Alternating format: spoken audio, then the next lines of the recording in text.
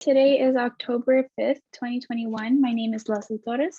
Today I'm interviewing Madeline Bustos for the University Library Special Collections and Archives at the University of Texas Rio Grande Valley, hereafter abbreviated as UTRGV. This project is in partnership with the Voces Oral History Center at the University of Texas at Austin. Please know, Ms. Bustos, that this interview will be placed in the University Library Special Collections and Archives at UTRGV and shared with the Voces Oral History Center at the University of Texas at Austin. If there is anything you do not wish to answer or talk about, I will honor your wishes. Also, if there is something you want to talk about, please bring it up and we'll talk about it. So the University Library Special Collections and Archives will archive your interview along with any other photographs and other documentation you are willing to share. UTRGV University Library will retain copyright or non-exclusive rights to the interview and any other materials you donate to Special Collections and Archives at UTRGV. So because we are not conducting this interview in person, I need to record you consenting to make sure you agree with our interview procedures before we continue. So I'll ask you a series of 6 questions. Please say yes, I agree, or no, I do not agree after each question. Number 1, do you give University Library Special Collections and Archives at UTRGV consent to archive your interview and your materials at the UTRGV University Library? Yes. And do you grant UTRGV University Library Special Collections and Archives right, title, interest, and copyright over the interview and any materials you provide? Yes. And do you agree to allow UTRGV University Library Special Collections and Archives to post this interview on the internet where it may be viewed by people around the world? Yes. And do you grant the University Library Special Collections and Archives consent to share your Zoom interview with the Voces Oral History Center at the University of Texas at Austin for inclusion in the Voices of a Pandemic Oral History mini project, which will include posting the interview on the internet? Yes. And as you recall, we previously filled out a pre-interview form. We use information from the pre-interview form to help in research. The entire form is kept in a secure Voces server at the University of Texas at Austin.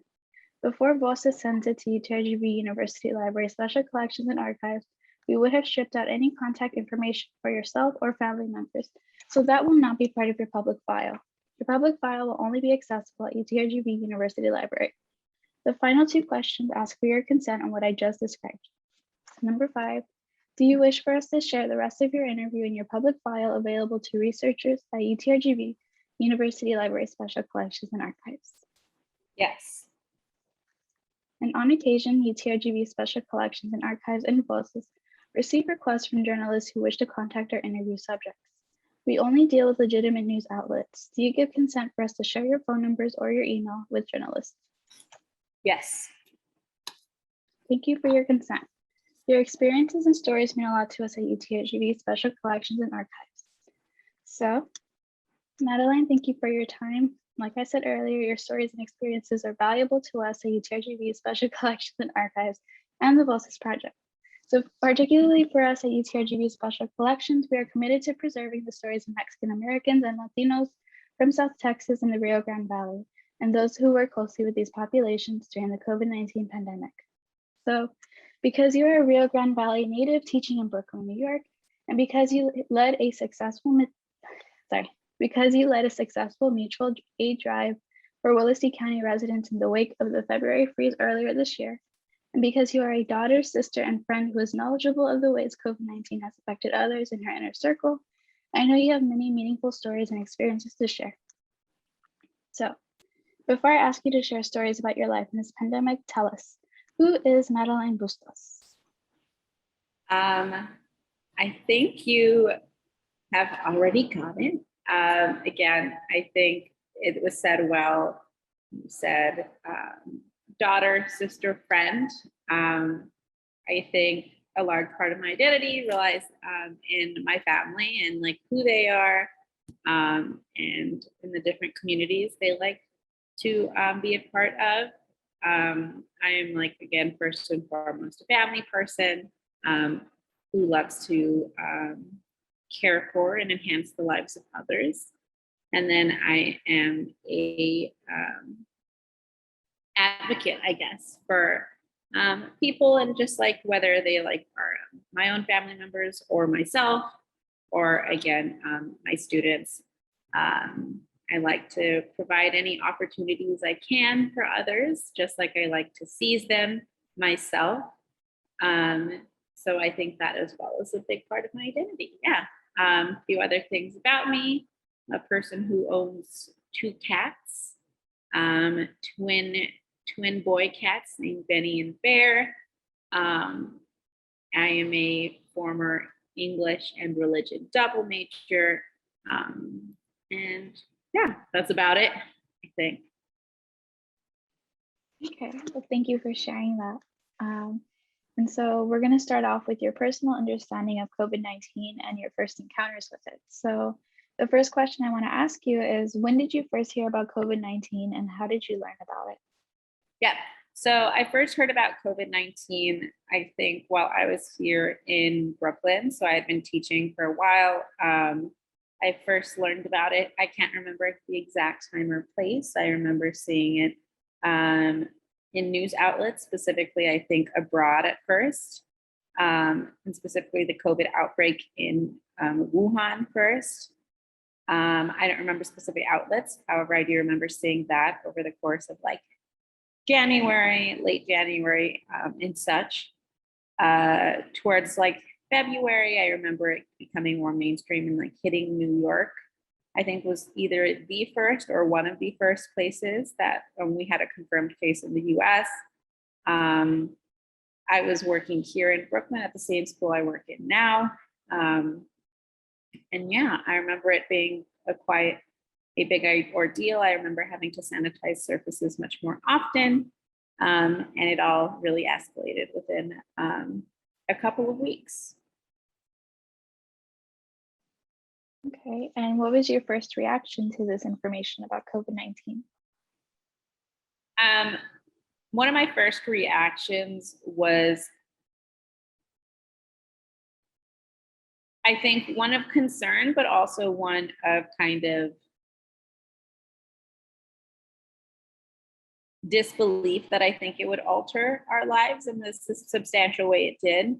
I thought that, like others who had kind of likened it to the flu in the same way, that it would kind of be here, do its thing, and then kind of like phase out, that it wouldn't have such like a detrimental impact on like people and their immune systems. So my first impression of it was, again, not quite one that was as serious, I think, as it warranted. I definitely thought it was something that kind of would like roll through. However, that wasn't the case. And I think I learned that very quickly. Okay, and at what point did you realize this pandemic was a serious life-altering event? Yeah, I think I realized it in a pretty similar timeline to many others. I think even up to school closure, I think we weren't wearing masks and from what I can remember, I think, because I do not remember teaching with the mask. My school closed around, I think it was on March 13th. It was a Friday. Up until those points, for the past few weeks, we had been wiping down surfaces, wiping down banisters, being more cognizant about like how close everyone's getting. I think it was in those like prior 2 or 3 weeks to like shutting down. I want to say 2 because I remember things did happen relatively quickly in New York. That I kind of realized it was a little bit more of something that could have a substantial impact on daily life, especially as we became like more nervous and aware that we could shut down school, whether it be for like, again, a year or a few days. I think if I wasn't already then aware of its kind of impact or life-altering impact, I did become definitely aware that March 13th, when we closed school for a week and intended to come back after the next 14 days after our spring break had ended. I think then it was a little more salient that it would not be something turning over. I remember I had gone home that like Wednesday. So I think on that Friday, I do think As far as I can remember, like US media was in panic. I think that many people, especially my mom, were worried that like the US would end up closing airports because of the US's commitment to individual freedoms. They did not do that, and I didn't think they would. However, they did in other countries who have more like, again, health conscious collective mentality. But I think it's hard to remember, but I think I must have known that it was something a little bit more life altering and serious, because I think from that Friday to Wednesday, I did mobilize home to the Rio Grande Valley from New York. Okay, I'm gonna ask you a question about that later, but okay, so over the last year, what news media, social media, or other sources do you rely on to keep you informed about coronavirus? Yep. So I think it really varies. When I'm at home do I often watch like the news. I feel like my father's someone who really likes the news or like TV to be on in general. He likes it as white noise. So the TV is always on, and because it has to be on, it's anytime on like a regular non-cable kind of programming channels, such as like ABC or NBC or any of the other news networks. So I think I've gathered a lot of information from those networks. I think also I'm quite a bit on Twitter. So I think any news sources that get retweeted onto my timeline, whether they're personal like anecdotes or like credible news publications, I do read those. And also kind of like give them a lot. So like things like, I think, for instance, I remember specifically reading like New York Times. I'm sure a few others were in there, but that's the one who most starkly stands out in my memory.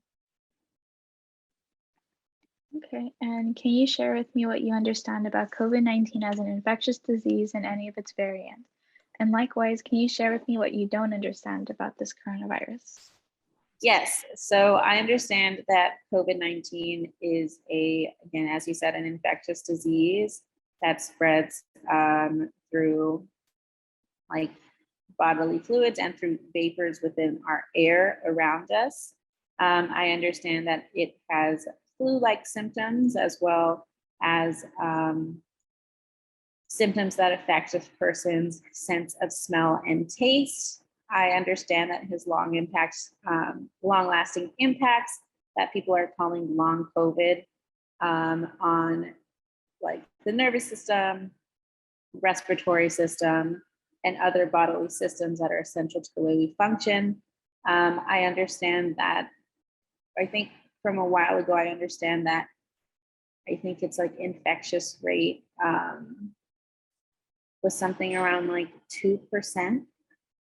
I could be very wrong, but it was something that a general kind of layman person would not kind of be like, whoa, about.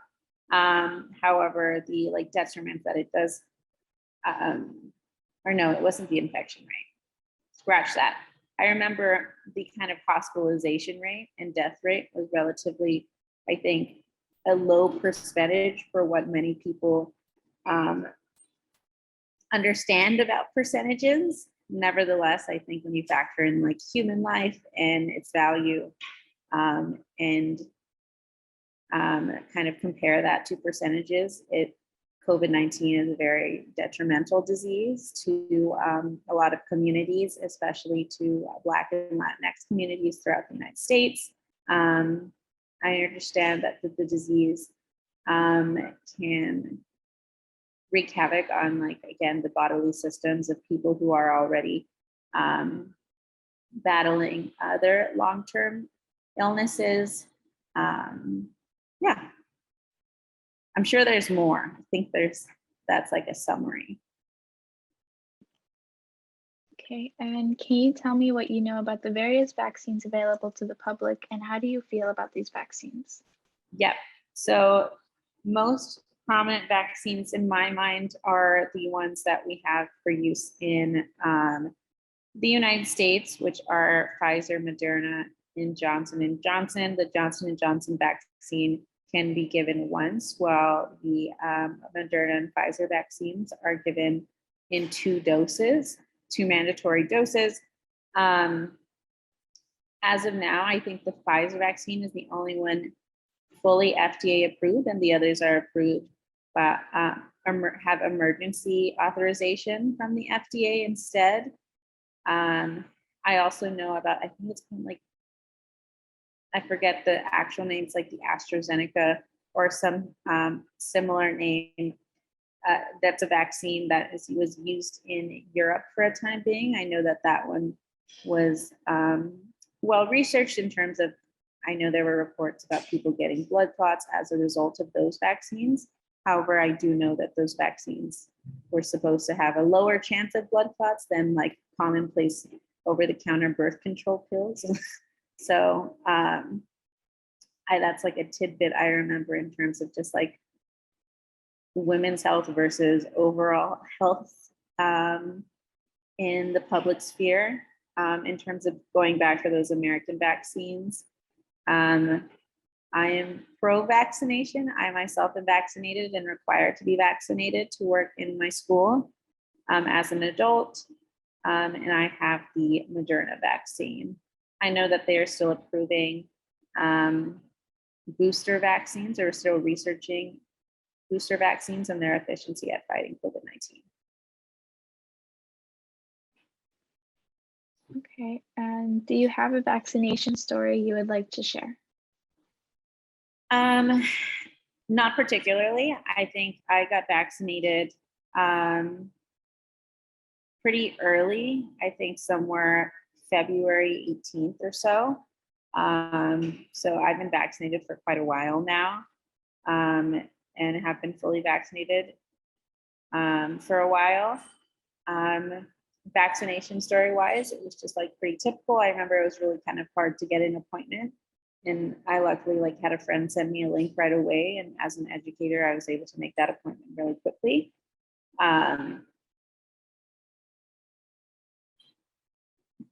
In terms of other vaccinations, yesterday we had a vaccine drive, or our second follow-up vaccine drive here at my middle school that I teach, and so now I scooped 6th, 7th, and 8th graders from their classrooms, and we got them fully vaccinated as of yesterday. So that's very exciting. And I didn't write this down, but now that you're talking about it, was your vaccination offered by your school, or was it by the county, or? Mine was, I think, by the state. Oh, okay. I got it at a hospital. Mm-hmm. And do you need parent permission for the vaccinations? Do they approve ahead of time? Yes, for student vaccinations, they require parent approval. We can get that verbally through email, text, or phone call for the children, but they have to be 12 and older. Oh, okay, that's interesting. I hadn't thought about that because here they don't have drives, I don't think. But okay. Yeah, they just our school is like relatively, I think, in terms of like, I think it's progressive and it wants students to be vaccinated. I know my school policy for here and the network, the charter network I work at, is that children 12 and over can only be in clubs if they are vaccinated. So after children turn 12, they have 1 month to get vaccinated before they have to resign from clubs. It's really interesting. There's a big incentive for getting vaccinated, and also each school in our network had a raffle. So everyone who got vaccinated on the first round was entered to raffle to win like custom Nikes from each school, which was really exciting. And I remember they got like $25, like it was either a Starbucks, Chick-fil-A, or Chipotle gift card, and they got t-shirts, which was fun. Mm-hmm. Okay, and last question for this section. Do your family members hold the same beliefs as you about COVID-19, or are there some who take it more seriously or more lightly?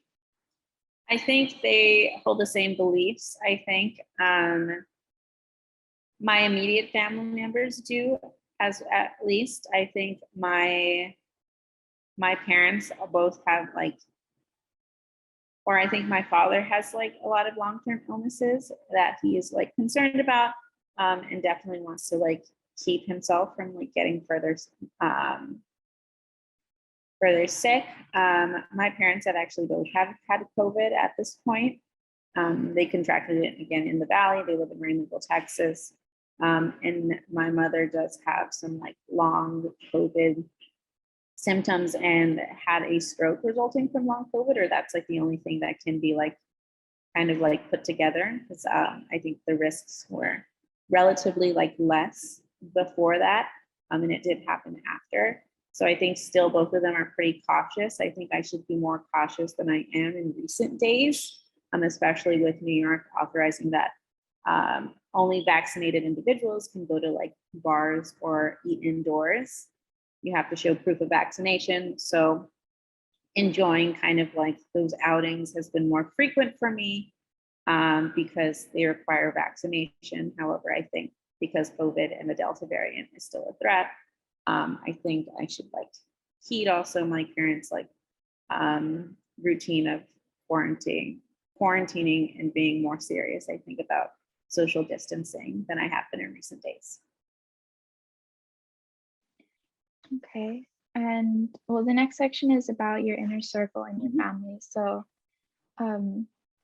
they're still, when the stay-at-home order was lifted, your parents, like, they're still continuing to quarantine and all of that? Yep. So they are not doing it strictly, I would say.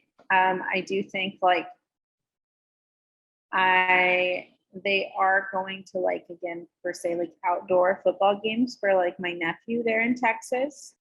However, I think they don't meet frequently in enclosed quarters with like family friends very often, or they don't spend a lot of time in like restaurants or anything else, especially as like Texas does not have like vaccination requirements.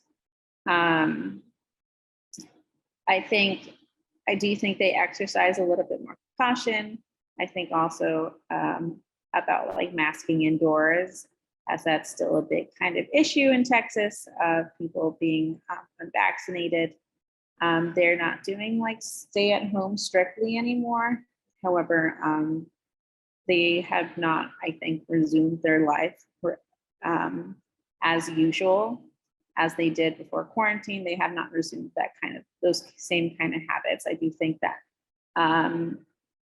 COVID and stay-at-home orders and quarantine has impacted the way that they navigate the public sphere a little bit more than it had before. Okay.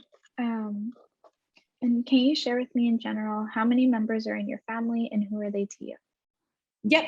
So in my immediate kind of nuclear family, there are 6 of us, or I would say 8. Inside my like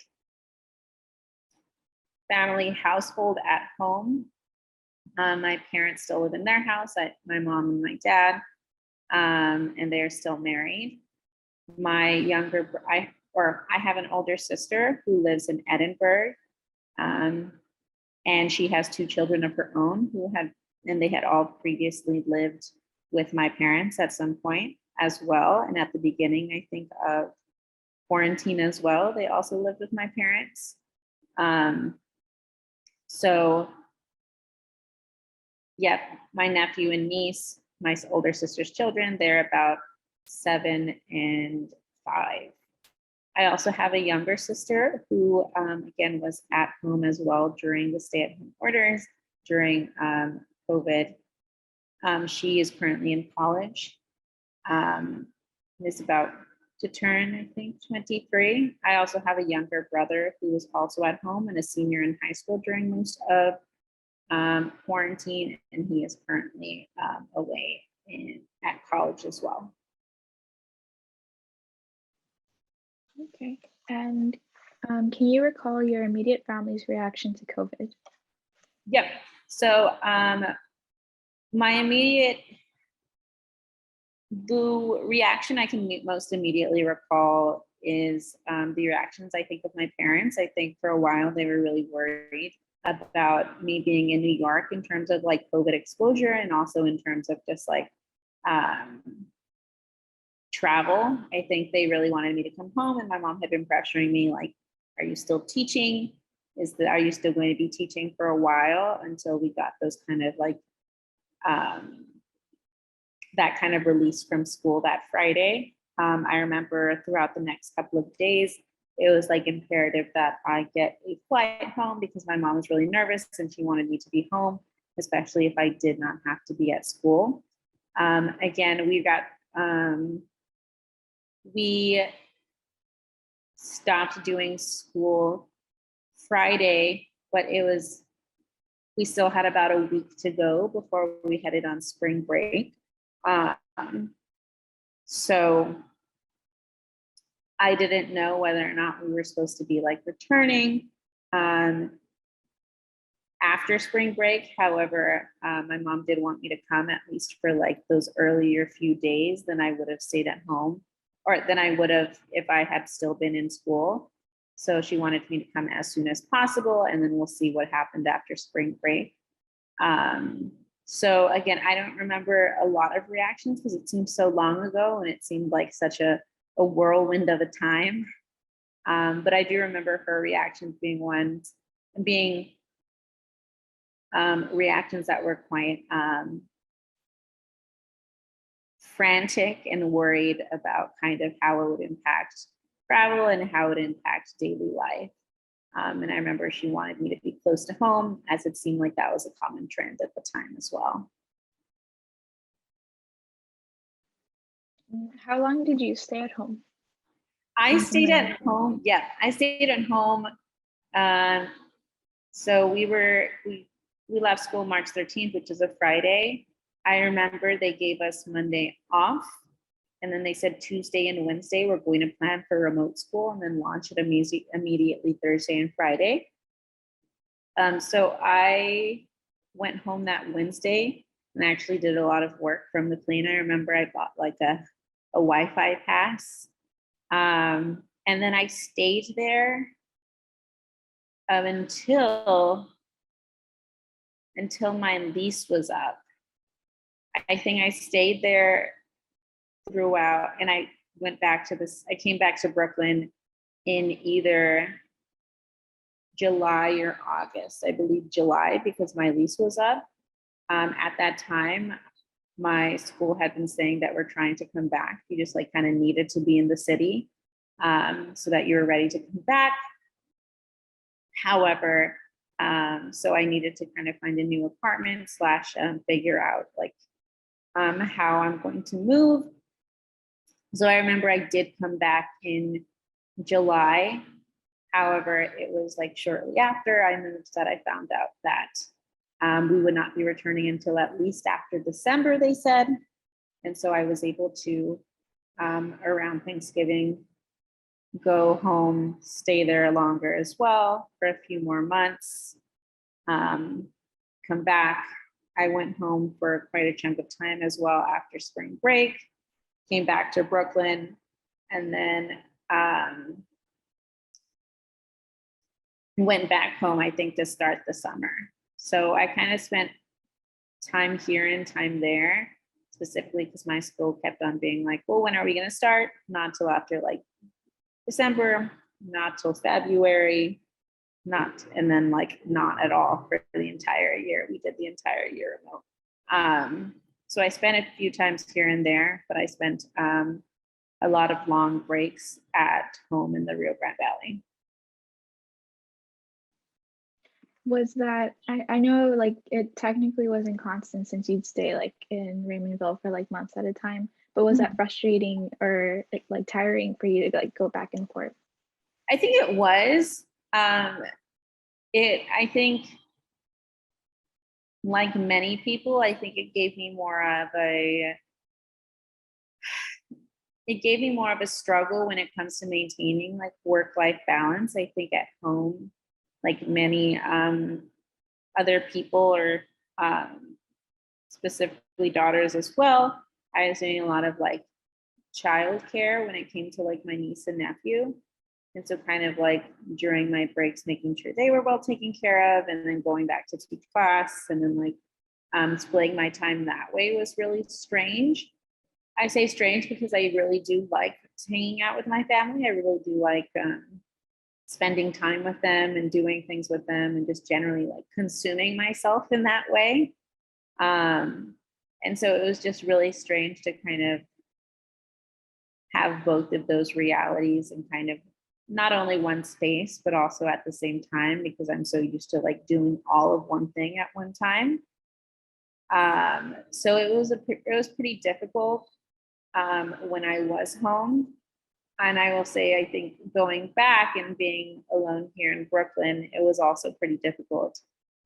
Just being like a Zoom teacher and then not having that interaction or that interaction or kind of family time on the other end. So it was definitely kind of a weird dynamic, I think, in both situations. But I don't think it was necessarily, I don't know if it was the transition to and from that made it difficult instead of just kind of like the state of how things were. Okay, and for that period of time where you would come to Raymondville and then go back to New York and vice versa, can you recall how the airport policies were, and if they changed at all during that time? Yep, so you did have to be masked during that time period. Airport policies didn't really change. I know a lot less people were flying, but to me, it wasn't like it was noticeably less people. I think in terms of like that's what the news said, and I guess it was less. But however, there's still quite a few people traveling as well, including myself. I think everything pretty much remained the same except like wearing masks, and there weren't as many, I think, options in terms of food and businesses. I think a lot of businesses, especially in the airport, ended up kind of like closing down, especially at bigger airports, which was quite interesting. That's what I can remember. Of course, I know that airlines were saying they were doing a lot of like disinfecting and a lot of like other measures to keep passengers safe. However, from my like experience, I don't immediately like recall any like huge efforts to social distance. Like I remember still being like directly next to people on my flights, like to and from as well. So all that to say, there was like changes made. However, some of the changes in practice didn't seem quite starkly unique to the situation. One change in terms of airlines that was noticeable for me is that over the summer, this past summer, I had gotten some cats. So going back to my home for such a long extended period of time was going to be a lot more difficult. Airlines are not checking pets right now. They have to be kind of carry-ons. So I did have to carry on both my cats, and I had to travel with my sister so that one could have a space to kind of stay underneath. And so that was definitely unique. I think I had never traveled with animals, but it was interesting to see like now traveling with animals, there be like 5 cats in the carry-ons on the plane, because that's not something people would really do beforehand. But that was a new policy that I saw that they were doing. Okay, and so did you quarantine when the stay-at-home order was enacted when you were in Willacy County? Yes, I definitely did. We didn't really go anywhere. I know the only place we went was like to the grocery store. Everything else was pretty much closed. I do remember like there were like curfew rules as well about like when people could drive and when people couldn't. So usually, again, if not or nearly always, we stayed at home throughout the evenings as well. I remember there were a few times when we did kind of, I guess, like break curfew, but just to try to go get something like to eat at like a fast food restaurant, and like in terms of like just being like, well, we need to like find food at a point. But other than that, we pretty much stayed home. I don't think we really did anything else. I think we went to like Sal Del Rey to like walk around for a little nature walk, but other than that, I think we pretty much stayed at home. And did you continue to quarantine after the stay-at-home order was lifted, and why or why not?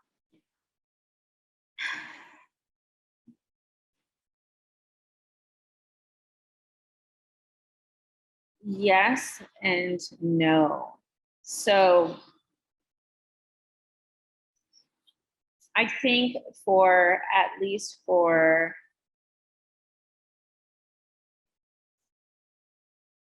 I think I personally, again, continued to stay at home for a lot of the time, except for like maybe like once a month to like see others. I was still like very cautious, but I did kind of like see what's up in a few different, like on a few different occasions when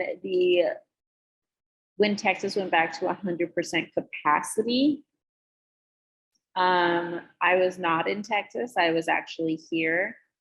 And it's been interesting just because like things are moving at different paces in different places. Like especially when I was gone and was in the Rio Grande Valley the first time, like New York was getting hit pretty bad, like everything was closed. And now like vaccination rates are much higher here. So walking around is a little like less nerve-wracking than I think it is in the valley itself, and being in such a close proximity to other people in the valley. So I think when the orders were lifted, I think we continued to mostly stay at home. I continued to mostly stay at home. I think there were a few occasions where I did like break quarantine. However, those were more rare. And I think those were kind of like an exception to like the habit I think I've built of just like staying at home. In most places we broke quarantine, I think we're like outdoor settings, if anything. And did you and those you live with change the way you socialized when you had to go into public, and why or why not? And I know you said a little bit about that right now. Yeah, so I think it definitely changed. I think less in the public, I think indoors, and more so we're in outdoor spaces as much as possible. I think I've definitely changed the way I go into public spaces. I think I just do it less frequently. I also think that in terms of like still being in the pandemic, I'm very low energy while like being a teacher who's in the building. So kind of like interacting in the way that I used to on like weeknights during like remote schooling is not the same now. I think it's also not the same as when I was teaching before we went remote. I think I'm often just like more secluded, more habitually like in my own home than I am with others. If not, I'm always kind of home during weeknights. I think now I do go out to like bars, I think on like the weekends as they require like vaccination proof. However, I think just like generally doing different things in the public. So yeah, so it definitely changes, but it's just like in like the way that I'm sorry, I'm getting slack, so I lost my train of thought. I've definitely changed the way I've acted, but I think it's very much still in line with the way I think a lot of people have changed their own like behaviors and interacting in the public sphere. I think a lot of people are like just like meeting at home now instead of going out and trying to meet there.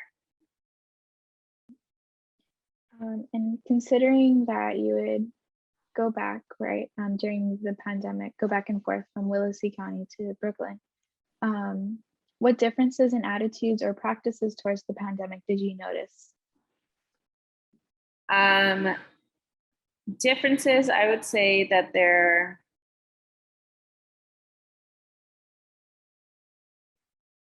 I think there's a lot of differences in terms of like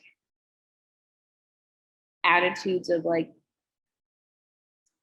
there are a lot of differences in terms of people's attitudes and like feelings of vulnerability. And I say that in multiple ways. I think a lot of the people I think who I interact with here in Brooklyn that are like friends from college or like coworkers, I think they're more serious, I think, about Corona and possibly spreading it. And they were more serious about it.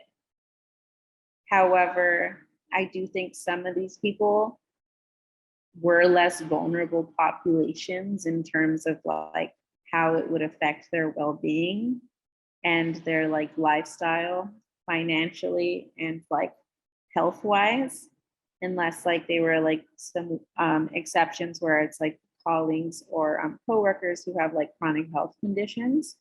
A lot of people were very cautious, but also like were able to work from home, or were able to like take measures in order to like protect themselves. I think in Texas, especially in the Rio Grande Valley, the attitudes are so different and also in a peculiar way different, because people are a little bit more like blasé about what it means to be sick and be infected by the coronavirus.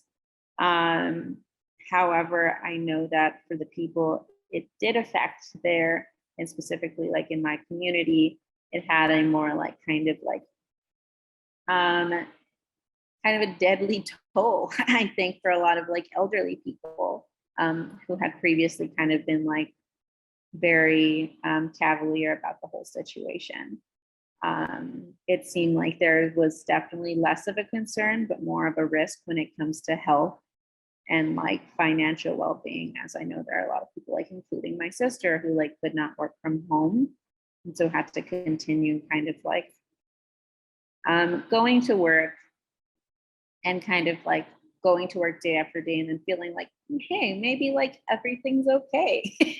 Like maybe like this isn't a big deal. And then having to confront like coronavirus in terms of just like their actual health. I noticed that that's something way more common in the Valley than it is in circles I run in here in Brooklyn, specifically because I think I just like know more young people in the professional, like young professionals. In terms of my like kids' families here, I think a lot of them did encounter like similar things. Attitudes here, specifically among my families who are majority Black, I think a lot of them are actually, even if they family members who are adults are vaccinated, are also very wary of the vaccine for children. And I think that it's a very interesting kind of commonality between like people I know here and who are part of like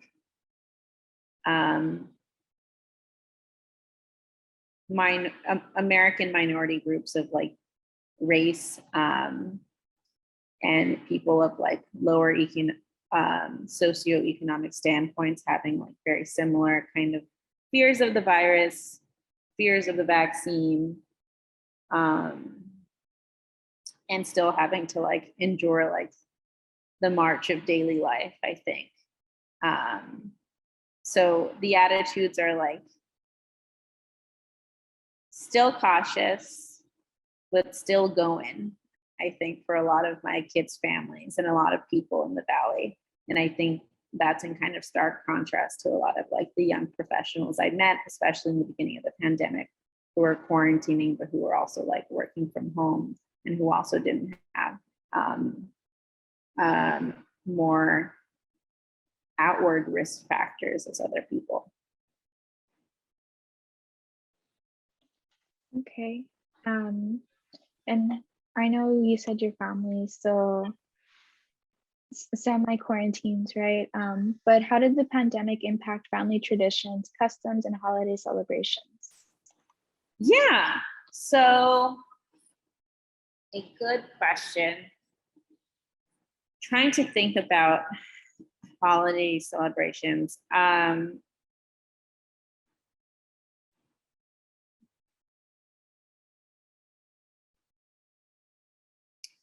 think specifically, I'm trying to even just think back to like last Thanksgiving and Christmas, and it seems so long ago. So I'm like really trying to think. I do think it has forced us to become more creative with how we celebrate, in terms of just like, instead of just focusing on gathering, trying to like be more open to like having like activities. I think with a small group has been kind of a more, or has been a bigger focus. Like Easter, I think we didn't gather with a lot of people, but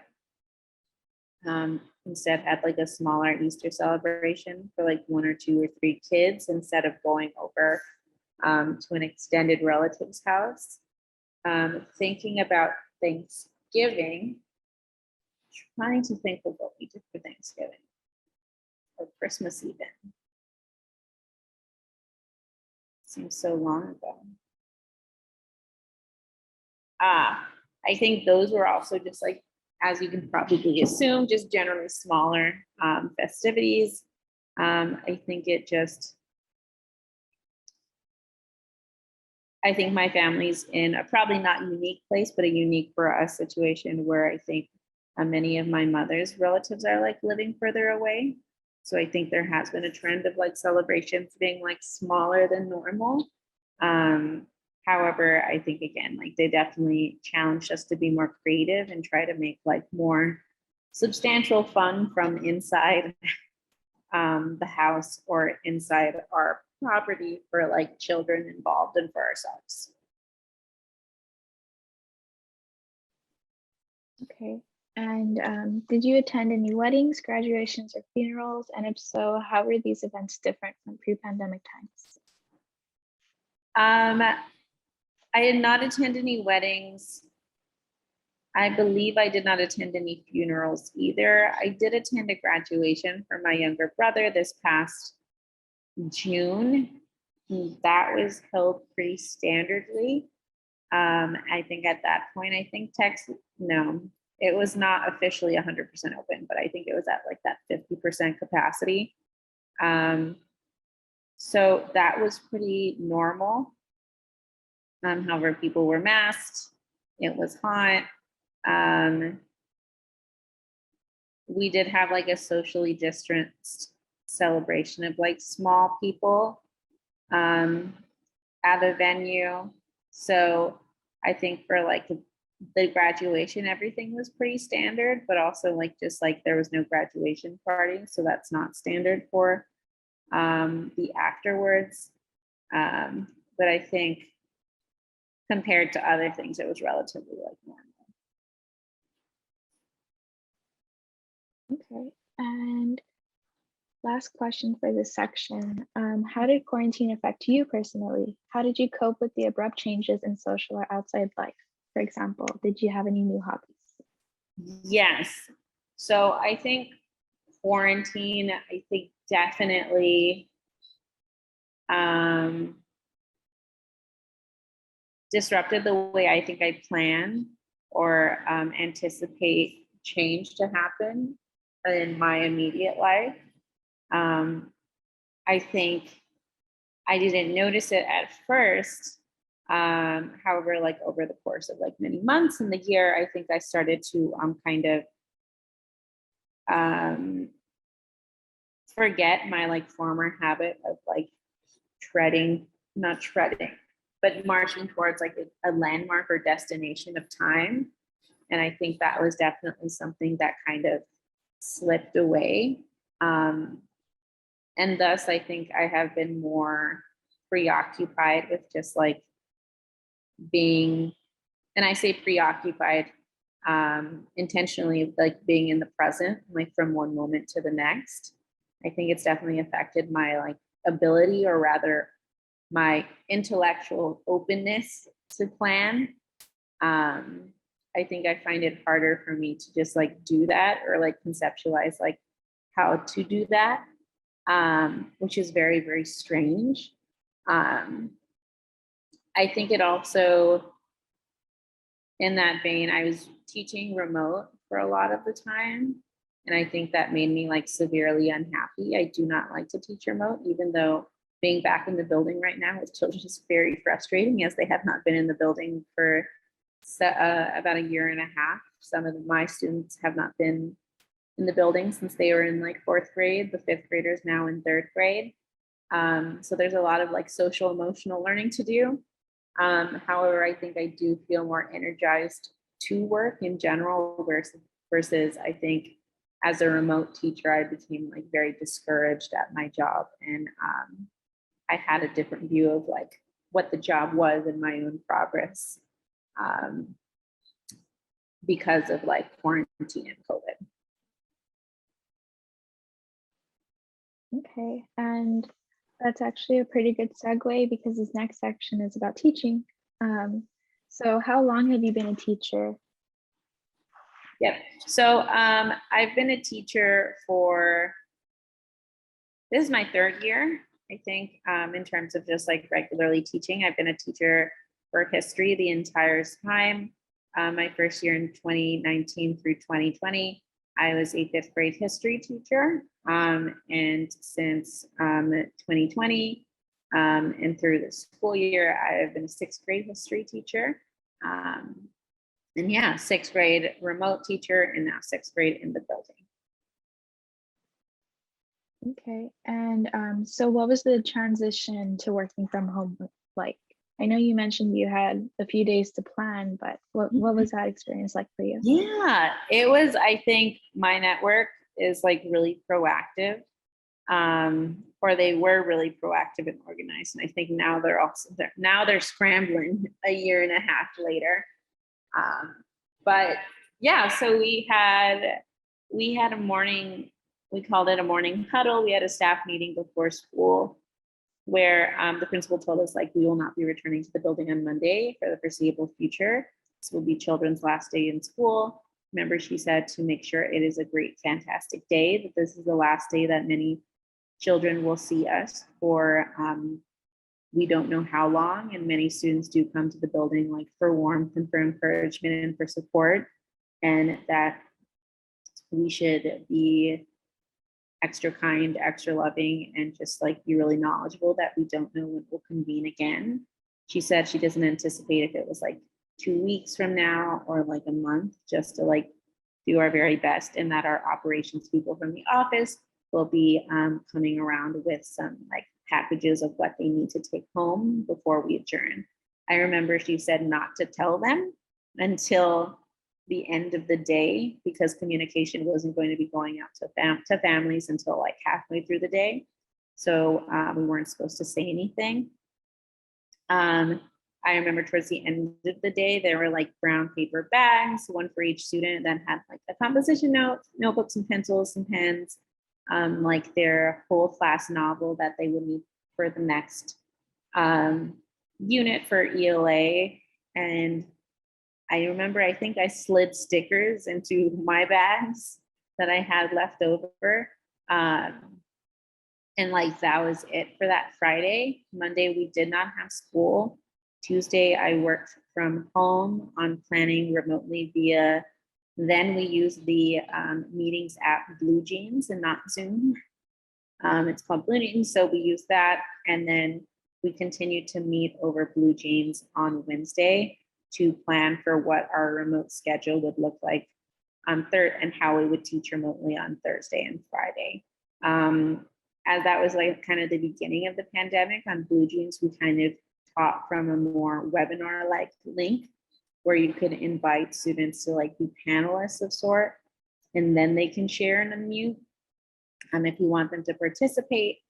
However, all students did not have the power to do that, to just make it, it was their attempt to try to make it like a more seamless and like least disruptive platform for students to learn in. So we use those 2 days to kind of like get ready and take a look at software. And like that Thursday morning and Friday, we just did remote schooling. Okay, and so did your school have to distribute technology to students, or was everyone okay? That's a good question. That's a great question that I forget to acknowledge. At that point, at All Success middle schools in New York, all the kids have Chromebooks. So every single one of them have Chromebooks. Every single one of them have Chromebooks when you're in the building for the entire year. Most of their work, if not all of their work, was done on their Chromebooks already. So like the learning curve wasn't like crazy. Like they already did all of their assignments for like history per se on like Google Classroom. I already at that point like would regularly daily upload their documents or sources that we're going to look at together, evaluate and find the main idea of. So at that point, they had already had their computers. They knew how to use them. They just needed to get used to using meeting links and using Google Calendar. Okay, and so I know you just said like you already would kind of use Google Classrooms like for the assignments and things like that. So was there like a learning curve for you and other teachers in transitioning to online? There was, in terms of just like how to use like Blue Jeans as like a webinar platform, like the same way I think Zoom also has webinars when you're kind of like a panelist or you're one of the hosts. There are a lot of different like little things that you need that appear on your screen. So that was one thing. We did need to like learn to like share our screens and what that's going to look like. One of the really annoying things about Blue Jeans and the webinar links was that it had a few seconds of lag. And so like waiting for students to respond was quite terrible. And there was a little bit of like a learning curve for that. I think another big learning curve that happened with like transitioning revolved around student engagement and how to like monitor students as they took part in remote schooling. One useful tool that we have here at Success Academy, like since all of them already use Chromebooks, is we use this platform called Google Guardian, which helps us see their screens at all times. As long as they are enrolled in Google Classroom, like I can see exactly what they're doing. Or actually, as long as their like computers like registered to our school, which they always are, or I think they need a Google account to sign into the Chromebook. So anytime they're signing to a Chromebook with their Google account, we can see their screens. And so it was also just like remembering to use Go Guardian. Like I used Go Guardian in the classroom. It was just like, also while you're doing this thing, remember to use Go Guardian as well, and make sure to message them more frequently using that platform than we did before. Because in class, if I like found them on YouTube, there's like a function that I can lock their screen, and they would come up to me being like, I'm so confused. I was just doing my work and then all of a sudden I can't anymore. Like, and I'm like, really? What were you doing before that? They're like, I was just doing my work. And I'm like, you were on YouTube, do your work. And they're like, and like, that was something that happened frequently. And like, that's how you could address the situation, or like, and then just be like, don't do that again. And instead of kind of locking their Chromebooks for remote schooling, it was more like a send an announcement, you need to pay attention to their screen, and it says the words there, but then they can like also like ignore you and like just continue going. And I'm like, I don't want to lock their Chromebooks, that'd be crazy about me, because then they can't get on Zoom. And so it was just like learning how to try to like best finesse the chat. And then also it was a lot of like, y'all are going to learn to call families for every single little thing, so that students know that they cannot get away with things. So that was like also a big change. Okay. And so everybody had Chromebooks, but what was your knowledge of internet accessibility for your students? Yeah, for a lot of them, it was difficult, I think. There were some of them who, again, did not have internet or did not have reliable internet. And it was kind of a situation of like needing to find like a family member who does it or a friend. And then there was office members who were also working with students to get them internet access in order to continue with school. So there were children without internet access. However, I think they like made it the job of our like office operations people to make sure that that was like remedied as soon as possible. Okay. And did you find, I know you just mentioned when students would get off track, you would have to assert yourself, but did you find it difficult to teach remotely in general? Yes, I did find it difficult to teach, especially as like kids have a lot of like remote tricks in order to like evade speaking.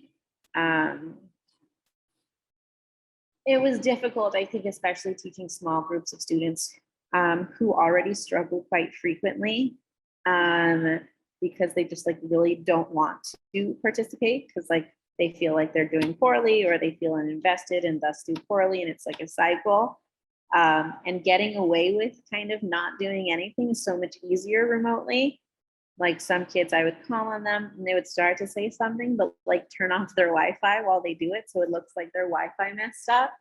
It's like, no, you just turned it off and you keep doing it. That's like, this isn't a coincidence. Like, I know it, but I'm also like, I'm so tired because I also am in front of a screen like 8 or 9 hours a day. This is so terrible.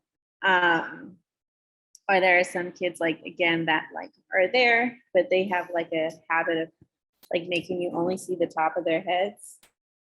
And so they can like be doing anything else during that time.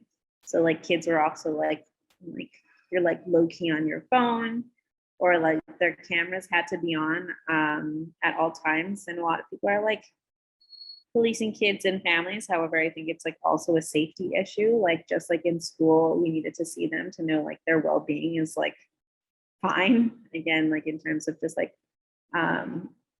abuse and like other red flags, like we need to see them. So we're like, your camera needs to be on, you need to be present. It's also a way to like allow us to hold you accountable for being engaged. So their cameras are required to be on, called parents if they weren't. So many of them did have their cameras on, but sometimes it was just like an empty screen. Like they just like weren't there. And then you check the Guardian and it says like, this person hasn't accepted your message from like 20 minutes ago. So like, you know, they're also not there. So I think remote teaching was just really difficult in terms of like trying to keep students engaged, trying to keep yourself engaged, and trying to keep parents invested, especially when you're calling them all of the time to follow up with their children during like a pandemic. So that was like all of those things together, trying to get everyone kind of on the same page was really difficult. Okay, and on that note, how did you handle connecting with your students? I was fortunate enough to have taught my students in the building. So because I taught 5th grade first and I continued to teach 5th grade remotely, and then I taught 6th grade, they ended up being the same students. So I had like a unique advantage of like actually knowing them in real life. And therefore like having a little bit of more understanding of like what certain tones mean in their voice or what certain faces mean, and just having the like advantage of like them also knowing what certain tones mean for me or what like my face is or like stuff like that. So that was really nice. I did feel like it was really hard to teach with like sometimes I had like small reading groups with like last year then 5th graders who I had never taught before. And it was harder to like build that connection if you don't just like force them to talk to you for like an hour on Zoom one-on-one. You don't really learn anything about them. which was really, really hard. One thing we do have at my school is like, it's like houses, kind of like Harry Potter houses, but like with different mascots and like different houses. So one house that I led, I was the leader of one of the houses. And it was like House of Dreamers, were the rhinos. And at one point, and it was like kind of my job to have like full house meetings on one link and be like, hi everyone, listen to me talk about these like weird things for like an hour. One of our joy days, I did choose to make like something I think that was really impacting for students to get to know me and thus like carry with them here in the building. Now, when I get to see them in real life, was I made a cake, but like via live stream. So like it was a really strange I wish I had recorded it, but we had messed up the link, so I eventually just didn't record it.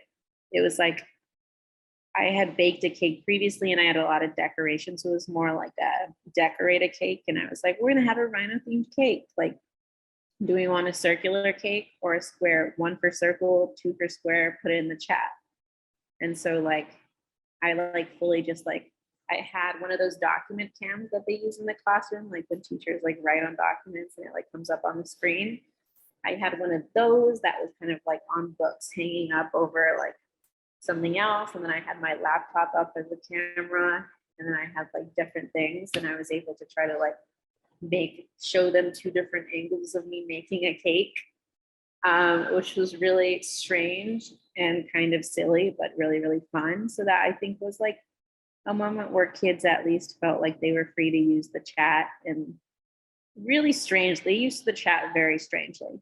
And also just like get a peek of my personality, even though we couldn't have that exchange in real time. It did make it easier for them to like approach me this year. So hard to make those kind of relationships organically via Zoom, but I think there were some things that like could get you part of the way there, and that we're able to I was able to use to finish up some loose ends here in the building. Okay, and last question for this section. I know you mentioned you're back in the building. Is it full-time or is it hybrid teaching? Great question. Right now, we are in the process of wrapping up hybrid teaching, and we didn't do hybrid teaching versus like sometimes students are in the building and those other days they're out. We did hybrid teaching as of every single day. I come to school and I teach kids remotely as well as in person at the same time. So I have a little camera that like tracks me as I go, and I have a microphone that usually I wear around like my neck, that they hear me from. I have a TV and a smart board. The smart board is where I like display a presentation, and like do like annotated documents, any of that stuff. And I put their like faces on grid view in the TV, and students are in that way kind of in the classroom with the other students every single day. That is coming to an end at the end of this week, starting on the 12th, because they have Monday off for Indigenous Peoples Day. The 12th, everyone is expected to come back or find a new school. So that's kind of in the works. We're thinking about how we're going to either expand some classroom sections or like create new ones, which is really interesting. Some students are actually like out of the country. I have one student who's in Tajikistan right now. He finishes the school. We finish here at 4 o'clock. He finishes at 1 a.m. I know, I know. He's coming back, but in about a month.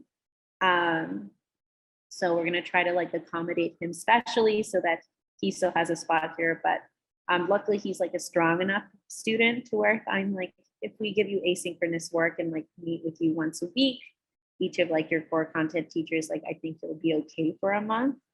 But there are other students who have like permanently moved and only like been coming here as it's been like remote. So they're gonna have to find like a new situation.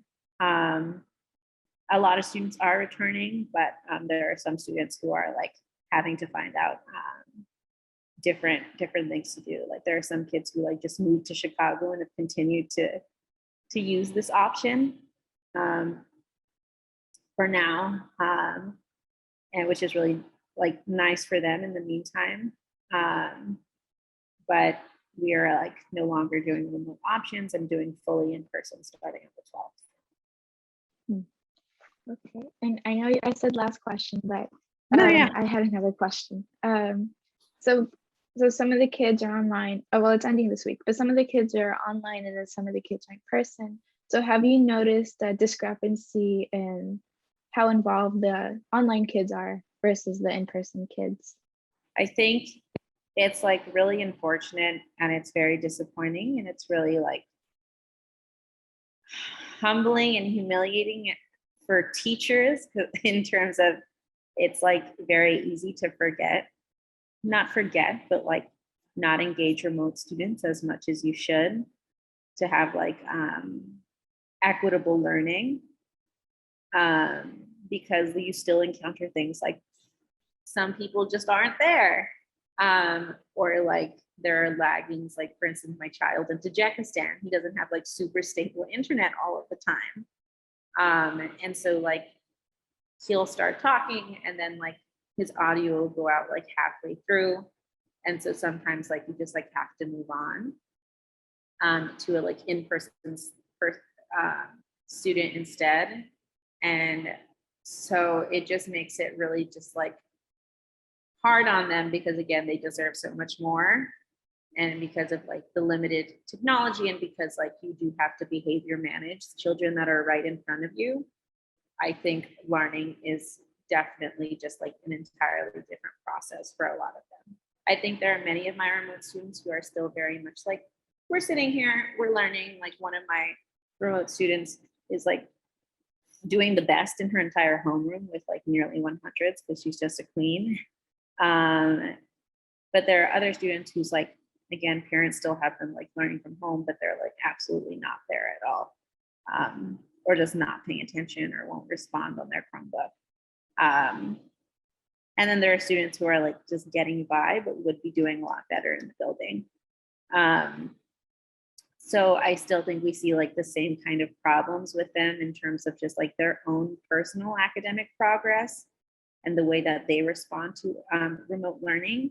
However, I think because we were doing hybrid, I think unfortunately we also see like the duality of like just inequity in terms of like learning priorities in real school.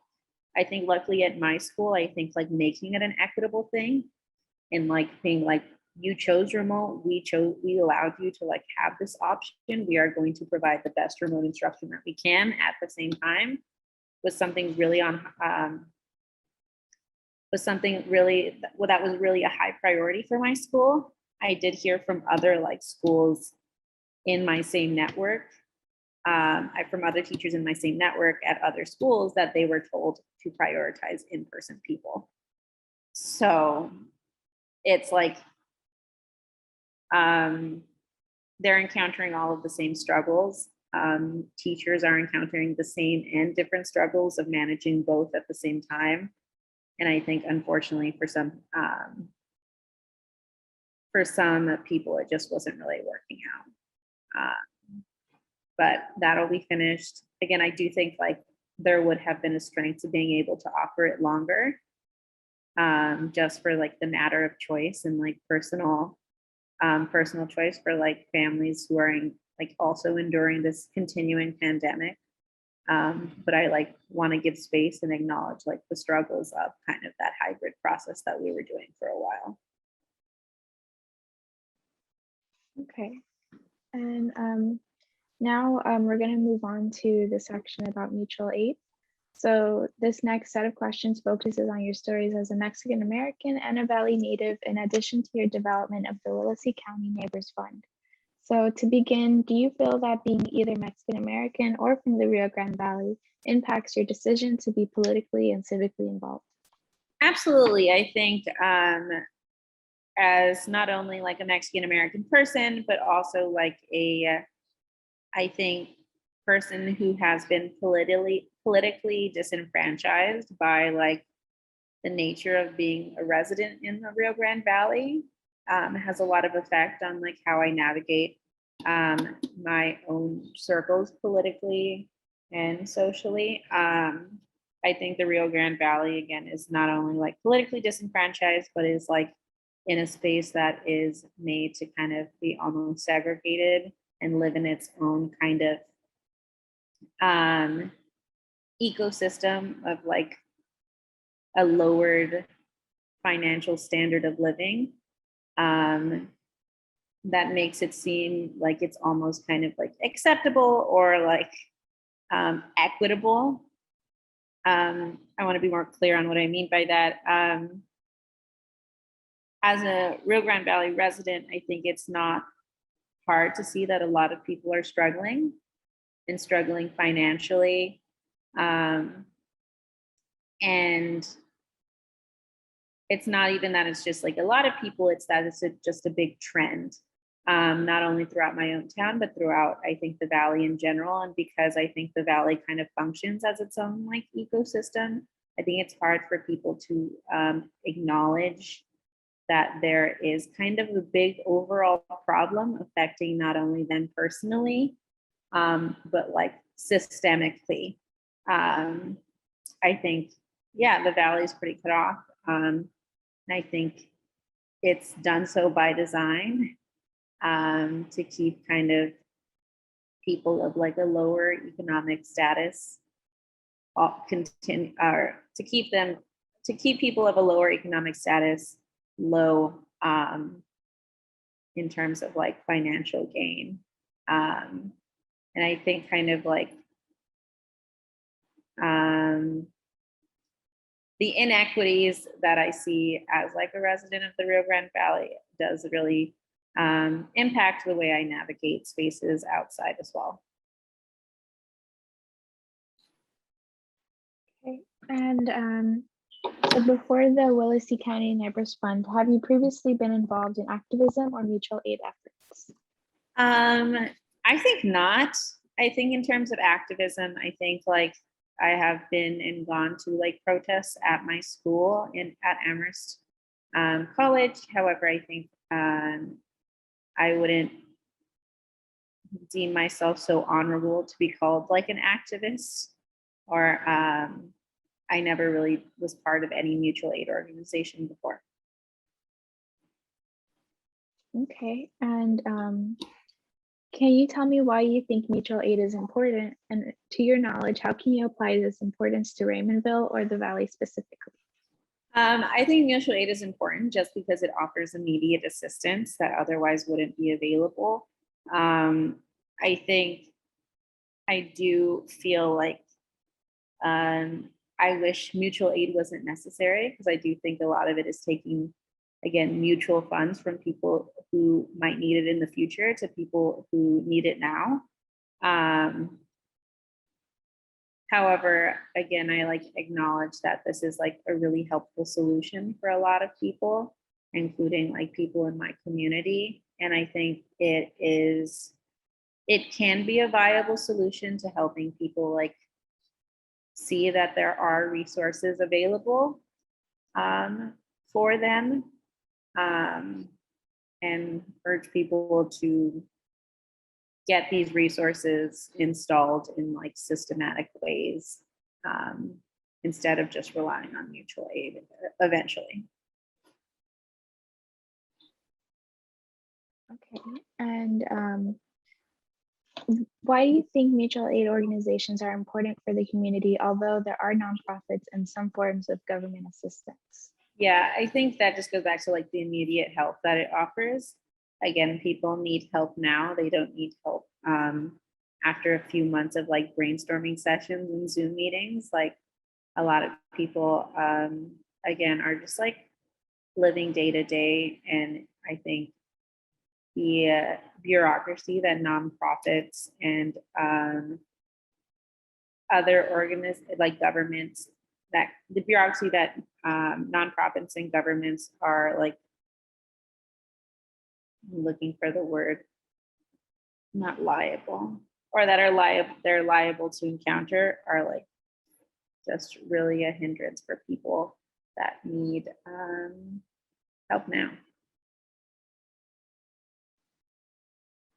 Okay, and You mentioned about inequities earlier. So do you feel that government support may be inaccessible to some individuals or communities, thus creating the need for nonprofits or mutual aid orgs? And if so, can you explain how this may be? Yeah, I definitely think that government support is inaccessible, creating a need for mutual aid and nonprofit. I think government support is not only accessible, I think, in Texas, but and as well as many parts of the world, but it's also somewhat non-existent for a lot of people. And that kind of non-existence creates the inaccessibility. Even if there are like a few helpful avenues for government assistance out there, they are like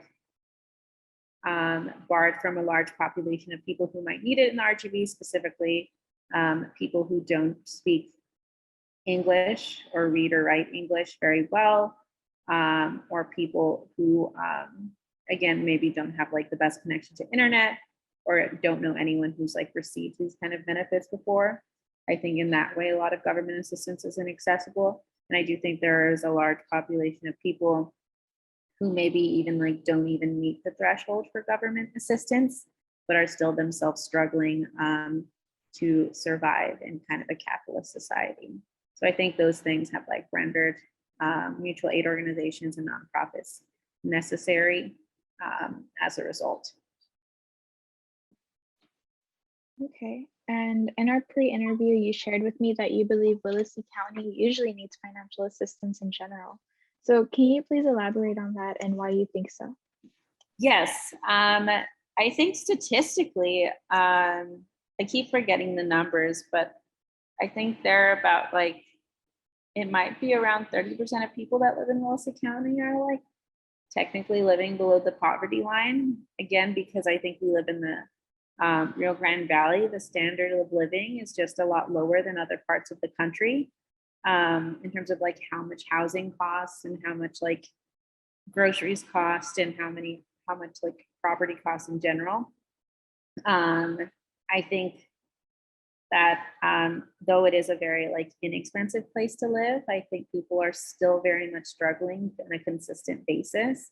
For instance, like all of our schools there like don't have free and reduced lunch. It's just all free. And I think that kind of like is a testament to how many people are in need in the county. And to why I think there just needs to be like more avenues for support. Okay, and as you told me in our pre-interview, you remotely organized the Willacy County Neighbor Fund. So can you please describe what this fund drive was in response to, and if you received any help in creating this fund? Yeah, I remotely created this fund in response to just the February freeze that was happening. I was here in Brooklyn and was not able to help or even like experience the tragedy. And therefore I like tried to find a way, tried to think of a way to help. And I knew that regardless of whether or not I can get the money there now, I think again, as I said, like people in Willacy County generally do need it. I thought it would be better to maybe like try to get those funds into the hands of people that need it from people who like have the disposable income to give it away. I did receive help, I think, actually, in terms of like creating the fund by just like reaching out to friends who have like done similar work before, specifically a friend of mine who had done work around mutual aid for Black trans people in need. So I reached out to her just about like language surrounding kind of like asking for like aid and like what like a kind of the language surrounding what would be on like the post for aid. And she helped me out with that. And kind of just like, it's like, this is what you do. And I'm like, that's cool. Okay, Real and quick, I hate to interrupt the interview. My building does kick me out at 6 for my school, and that is the time. Is there any way we can continue this either tomorrow or in like 30 minutes? I have class right now. I'm sorry. We can continue tomorrow. That's okay. Okay, yeah, I'm sorry I talk so much and it makes it so No, long. Okay, yeah, sorry to interrupt. Can we do like same time maybe tomorrow? yeah, that works. Okay, sorry again. Thank you so You're much. okay. All right, you have a good class. Have a good day. Bye.